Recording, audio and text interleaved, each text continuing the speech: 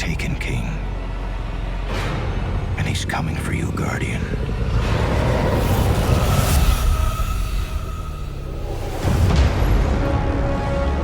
Can you blame him?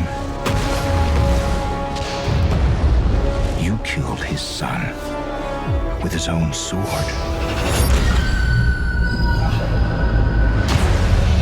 Now, he's out for revenge. And he's building a dark army to hunt you down. But I've heard the legends. You're ready.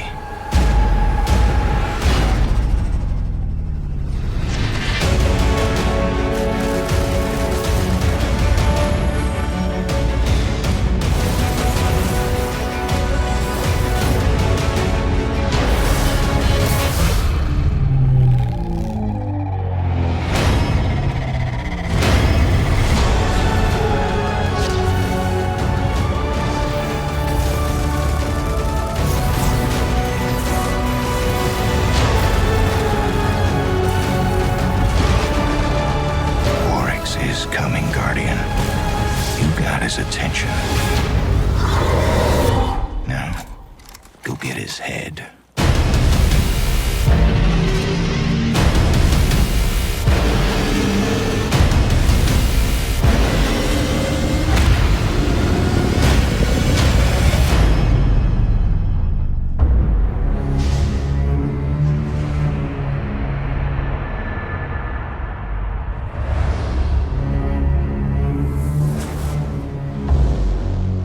Not yet rated. The Taken King now officially announced on the Sony stage. I was up there a couple weeks ago hanging out with you guys talking about it. So Destiny fans, of course, cannot get enough of this game. So tell us about Taken King. What this, obviously this is I don't know if it's an expansion or it's bigger than an expansion. It's sort of the next chapter in the Destiny saga. Tell us about, what you guys wanted to do with this game. It was a chance to, obviously, with a little more time, to go back in and tweak some things in the Destiny experience. Obviously, new destinations. Tell us maybe about storytelling, because that's something I think a lot of fans have wondered about, how you guys are going to reapproach narrative in this. Yeah, so I can tackle the first question pretty easily. We're considering it a major expansion, so it's really big, it's really meaty, it's going to give players that are playing a lot of the game a lot of reasons to keep coming back and keep playing new activities.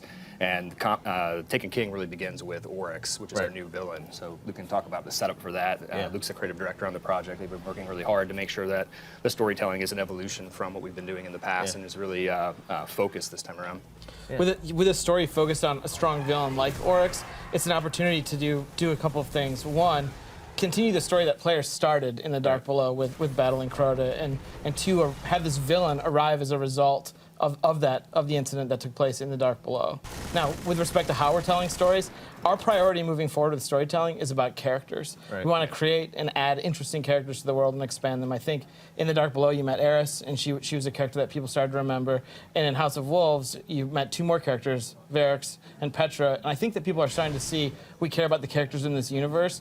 And in what we're showing behind closed doors, there's some more characters to check out. All right, very cool. Now, talk about new destinations. We saw a tease of a relatively large ship at the beginning of the trailer there. Tell us about that. So that is Oryx, the Taken King's fortress, the Dreadnought. It is a brand new destination. It's a giant, like sort of inscrutable loot-filled fortress, and you and your buddies are going to go in there in the campaign and find this guy.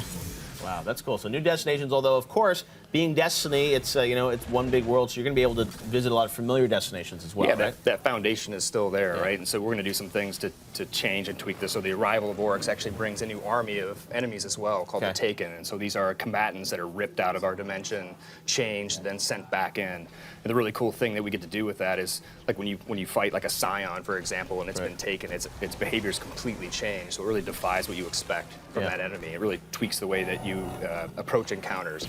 And of course, strikes and new story missions will take you through brand new geometry. We know players want that novelty and they want that great storytelling, so we'll be able to do that as well. So, but yeah, to your first point, we have all this great foundational content, and Luke and his team's job is about like, how do we use that? How do we make it better? How do we use that as existing storytelling channels? And then we're also going to have really fun stuff on the show floor based on fan feedback. So we've got hands-on with 4 multiplayer maps.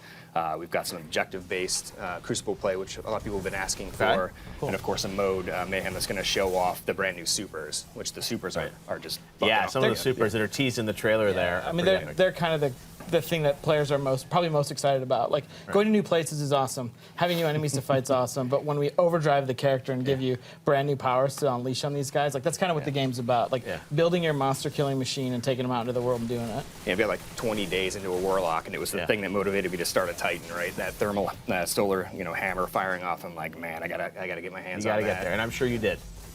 Well, internally, sure, but I want it on my guy. Like, my guy is so much more important than my internal guy, right? Now, obviously, people want to know, Raid, what can we expect this time? Well, I'm not going to talk at all about what's in the raid this time, but there is a raid this time, and it's going to be. I mean, it's our biggest raid yet. We're really Most excited difficult about yet? it. I don't want. So here's the thing: people want to talk about difficulty and how hard it is. They want the challenge. They want to be watching. And if streaming. I say like, oh, it's our hardest raid yet, like someone's just going to slap me with that as soon as the game comes out. They're like, we beat it. And it wasn't that hard. In 13 hours. Like, Blindfolded. Yeah, like you can't gamble against the players. Like the players are, no matter how difficult we make something, they're always going to find some incredible way to Human beat distributed computing network. But they love But they love that hive mind. Loves to be challenged, and I'm sure Bungie is up for challenging. It's gonna be really fun to watch the raid firsts go up on streams. Those are always really cool to watch, to see how players tackle the challenges, and there's the approach that we expect, and then there's what they actually do. So it's really cool to watch. It can be very different sometimes. Now, this game obviously is going to be coming out in September, right? Yep, September 15th. September 15th, the Taken King. Now, how is this going to come out? I mean, obviously, if you own Destiny already, this will be sort of an expansion. How is it going to cost? How's it all going to work? So there's two ways that we're approaching it. So if you're already playing Destiny and you have the Dark Below and you have House of Wolves, then you can get the digital upgrade for $40. Okay. And then if you're brand new, if you've heard about it from a friend or you're waiting to get a PlayStation 4 and you want to jump in for the first time, we have the Legendary Edition SKU, and that has everything you need. Okay. So not only First game, 2 expansions. Destiny 1, yep, both packs, and then the Taken King, and of course it's got all the updates under the hood that we've made to the experience. So you get the benefit of all the people that have played for the year and helped us refine it and shape it and make it better, and everything that's influenced the decisions that Luke has made in the Taken King. You get that all rolled up, right? How much is that?